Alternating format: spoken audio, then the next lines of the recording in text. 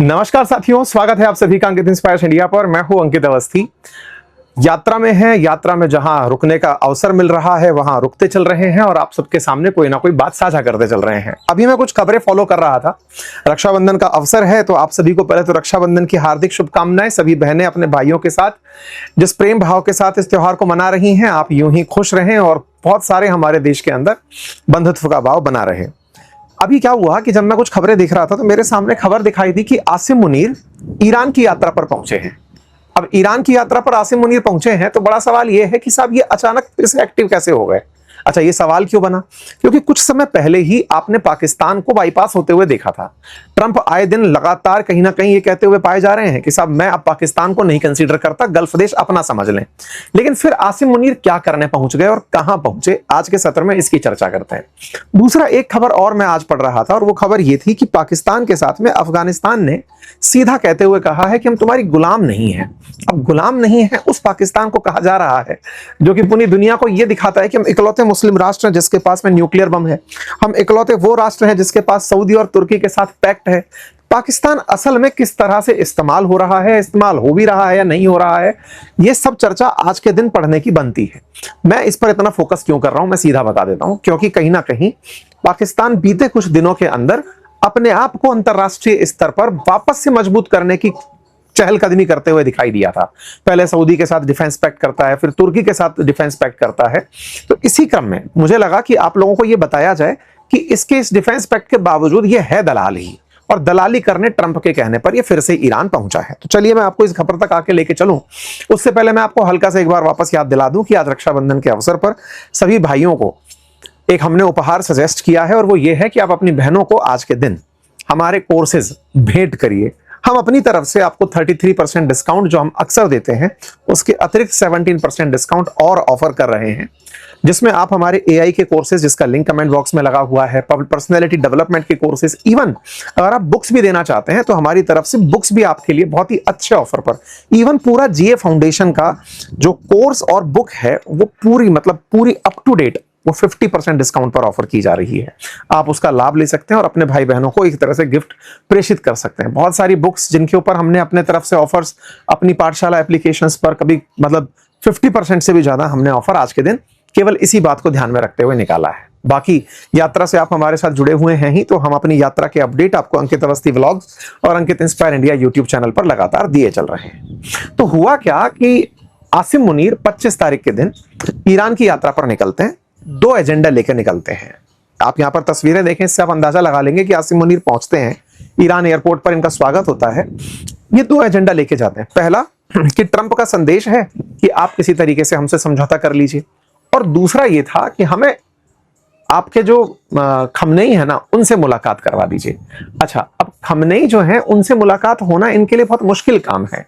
Mujtaba Khamenei अब तक किसी भी अंतरराष्ट्रीय डेलीगेशन से मिले ही नहीं है जब से वॉर शुरू हुई है। पाकिस्तान को लगा कि उनसे मुलाकात हो जाएगी और अमेरिका ये कंफर्म कर लेगा पाकिस्तान के वाया कि वो जिंदा है या नहीं है। अच्छा, पाकिस्तान की इतनी वैल्यू कैसे बनी? शुरुआत में आपको याद होगा जब ये युद्ध शुरू हुआ था ना, तो जेडी वेंस जो है वो सबसे पहले पाकिस्तान आए थे।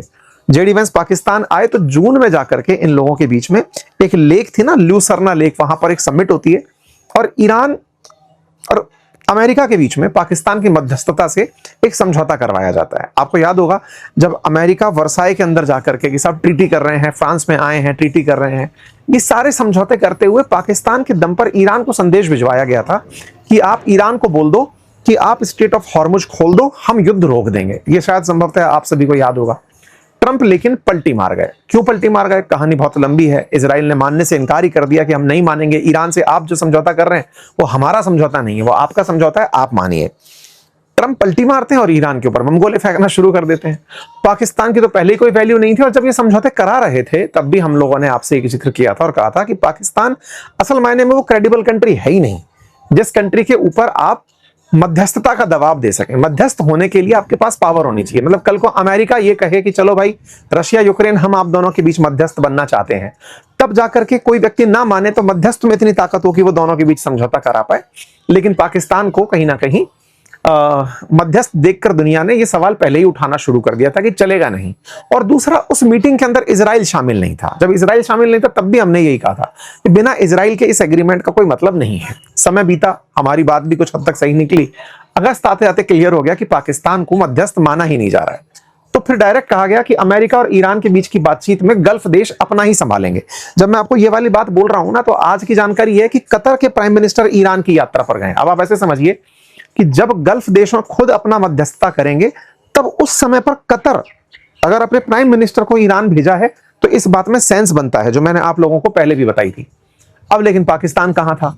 पाकिस्तान इन दिनों एक दुनिया के अंदर समझौता रणनीति खेल रहा था। समझौता यह कि कल को हमारे ऊपर बम फटे तो कोई हमारी सुरक्षा करने आ जाना, भारत का डर जो था उसके हाथ में। अब पाकिस्तान ने पहले तो सऊदी अरब के साथ एग्रीमेंट किया, सऊदी के बाद तुर्की के साथ एग्रीमेंट किया। अब उन एग्रीमेंट्स को लेकर वो ईरान की तरफ चल पड़ा। जब वो लेकर चल पड़ा तब भी मैंने आपसे एक लाइन बोली थी कि यदि ये जो सिक्योरिटी पैक्ट मक्का एग्रीमेंट के नाम से करते घूम रहे हैं, अगर ईरान इसमें शामिल हो गया तो फिर इस एग्रीमेंट का सही मायने में कोई मीनिंग नहीं रह जाएगा। एग्रीमेंट नल एंड वॉइड हो जाएगा, क्योंकि जिससे डर है उसी से समझौता अगर हो जाए तो फिर सुरक्षा किससे करोगे? पर कोई बात नहीं, पाकिस्तान जियोपॉलिटिक्स में ताजा ताजा एक स्टेटमेंट बनने की तैयारी कर रहा है कि भाई हमें सब लोग गहराई से लेना शुरू करें। आसिम मुनीर पहुंचते हैं साहब, तेहरान 2 दिन की यात्रा पर निकलते हैं। 25 तारीख को खबर निकल कर आती है, उल्टे पांव 25 को ही वापस लौट आते हैं। इस बीच में उनकी मुलाकात गालिबाफ से होती है, प्रेसिडेंट से होती है। ये सब लोग पहुंचते हैं और पहुंच करके इनका बढ़िया से कि साहब चलो पाकिस्तान वाले आ गए हैं, लेकिन साहब हमको बोले मुश्तबा खमनेई से मिलना है। बोले उनसे नहीं मिलने दिया जाएगा। बोले अमेरिका आपके लिए एक संदेश भेजा है, आप वो संदेश सुन लीजिए। ईरान वालों ने कहा सॉरी यार, अब बहुत हो गया, अब हम अमेरिका का संदेश नहीं सुन पाएंगे। अब सवाल आपके दिमाग में आएगा कि पाकिस्तान संदेश लेकर गया तो अमेरिका ने तो अभी भी बातचीत का रास्ता खोला हुआ है ना, तो क्यों नहीं माना ईरान? बड़ा सवाल है। कारण है, अमेरिका हमेशा की तरह अभी भी वही नीति अपना रहा है। फिर से इन्होंने अभी इन्होंने एक इकोनॉमिक आउटकास्ट नाम से एक मिशन जारी किया है। उसमें किया क्या है कि इनका जो स्कॉट बेसेंट, इनके जो वो वित्त मंत्री हैं अमेरिका वालों के, उन्होंने कहा है कि अब ईरान को पूरी तरह आइसोलेट कर दो। आइसोलेट से मतलब कि अभी कुछ दिनों पहले आपको याद होगा ना, जब वो एग्रीमेंट हुआ था इन लोगों के बीच में, तो ये तय हुआ था कि ईरान अपना तेल बेच पाएगा, ईरान के साथ में जो लोग व्यापार करेंगे वो कर पाएंगे, ये सब एग्रीमेंट में वो दे दी थी। अब इन्होंने आउटकास्ट घोषित कर दिया, जिसमें यह कहा गया है कि कोई भी देश ईरान से किसी भी तरह, चाहे गोल्ड में, चाहे क्रिप्टो में, चाहे साइबर तरीके से किसी भी तरह से कनेक्टेड है, वो अब हमारे निशाने पर होगा। मतलब आप समझिए कि डिजिटल एसेट्स हो, टेक्नोलॉजी हो, गोल्ड हो, एविएशन हो, शिपिंग सेंटर हो। मतलब अगर ईरान का हवाई जहाज भी आपके देश में दिख गया तो अमेरिका आपके ऊपर कार्रवाई कर सकता है।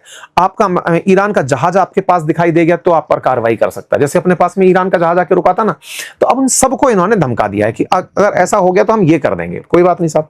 इस इकोनॉमिक आउटकास्ट का असर ये हुआ कि डॉलर के मुकाबले जो ईरानी रियाल है वो बुरी तरह गिर गया। 20 लाख रियाल का एक अमेरिकी डॉलर मिल रहा है। साथ ही साथ जो क्रिप्टो है, जो कि हमने जून में भी आपको बताया था कि ये लोग सारा क्रिप्टो में ही खेल रहे हैं, रशिया, नॉर्थ कोरिया, ईरान, ये सब क्रिप्टो से ही पेमेंट कर रहे हैं। उन सब जगह पर इन्होंने हमले करने शुरू कर दिए।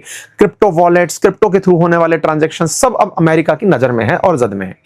अमेरिका फिर से प्रेशर टेक्निक अपना रहा है कि ईरान पर प्रेशर करो, लेकिन स्ट्रेट ऑफ हॉर्मुज खुलवा नहीं पा रहा है। तो इन्होंने पाकिस्तान के साथ में ये संदेश भिजवाया कि देखो, आप लोग भूल गए थे कि अमेरिका आपके ऊपर प्रतिबंध लगाकर टेंशन खड़ी कर सकता है। तो प्रतिबंध लगाकर टेंशन खड़ी कर सकता है, तो बोले आप लोगों के ऊपर प्रतिबंध की कहा गया है हमें, आप या तो स्ट्रेट ऑफ हॉर्मुज खोल दो, अदरवाइज आप अमेरिकी प्रतिबंधों का सामना करो। ईरान ने कहा देखो, हम बहुत प्रतिबंध झेल लिए, हम इतने दिन से आइसोलेशन ही झेल रहे हैं, अब अमेरिका को टेंशन है, हमको नहीं, हम नहीं मानने वाले, आप जाइए। नुकसान भारत का भी हुआ एक छोटा सा, और वो ये है कि अमेरिका ने 4 भारतीय कंपनियों को, खबर है जो भारतीय कंपनियां, भारत से संबद्ध कंपनियां थी, ईरान से व्यापार कर रही थी, उनको प्रतिबंधित कर दिया है। ठीक है, वो मतलब दिखाने के लिए सब जगह होगा।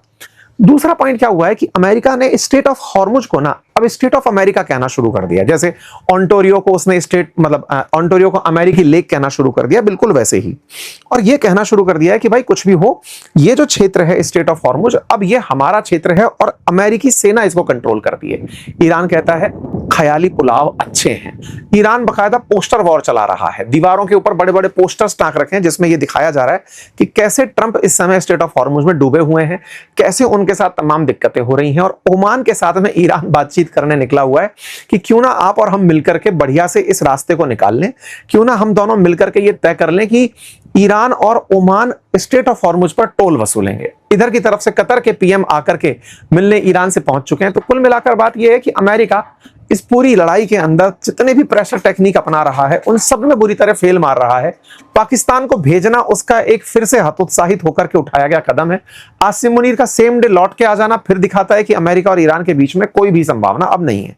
तेहरान टाइम्स ने तो बाकायदा ये लिखा है कि gamblers hand reveal to Iran, कि बेटा तुम जो हो ना, ईरान के साथ में तुम्हें भेजा गया था अमेरिका वालों ने।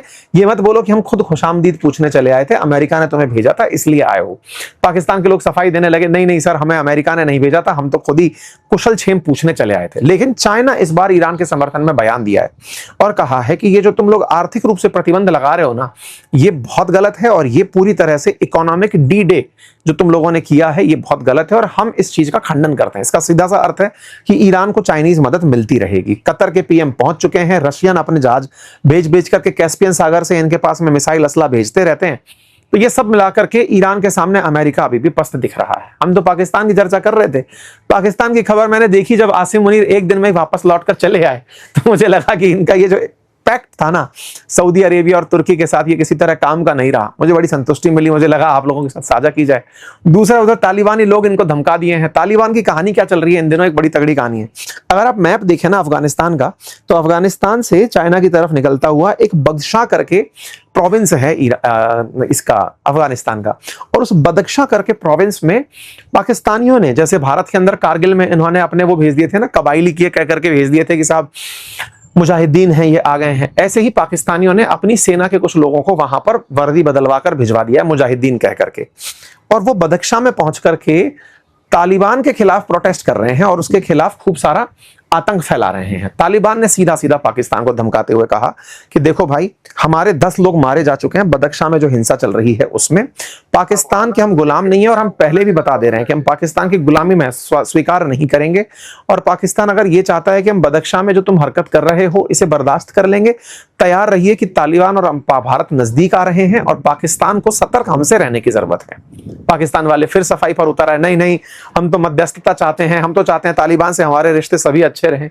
कुल मिलाकर यह है कि पाकिस्तान को हर जगह की खानी पड़ रही है। ये ताजा समाचार इसीलिए थे कि ये जो मक्का पैक्ट करने चले थे वो असल में मक्का का भुट्टा हो गया इनका, कुछ हुआ नहीं है। मतलब पाकिस्तानियों के लिए ये बड़ा दिन जो बदनसीबी की तरह से मिल रहा है कि पाकिस्तान को तालिबान फिर से हड़का दिया, जबकि ये जानते हुए कि तुर्की और सऊदी इनके साथ हैं, उधर ईरान उनको सेम डे वापस भिजवा दिया। तो फिर से ये ह्यूमिलिएशन जैसा है। अपडेट था, मुझे लगा मैं आपके साथ साझा कर दूं। बाकी इसी के साथ साथ आप सभी को रक्षाबंधन की शुभकामनाएं, और हमारे सारे ऑफर्स आपके लिए वैलिड हैं, आप जाकर के उनका भरपूर यूज कर सकते हैं। थैंक यू सो मच, अपना ख्याल रखें, जय श्री राम।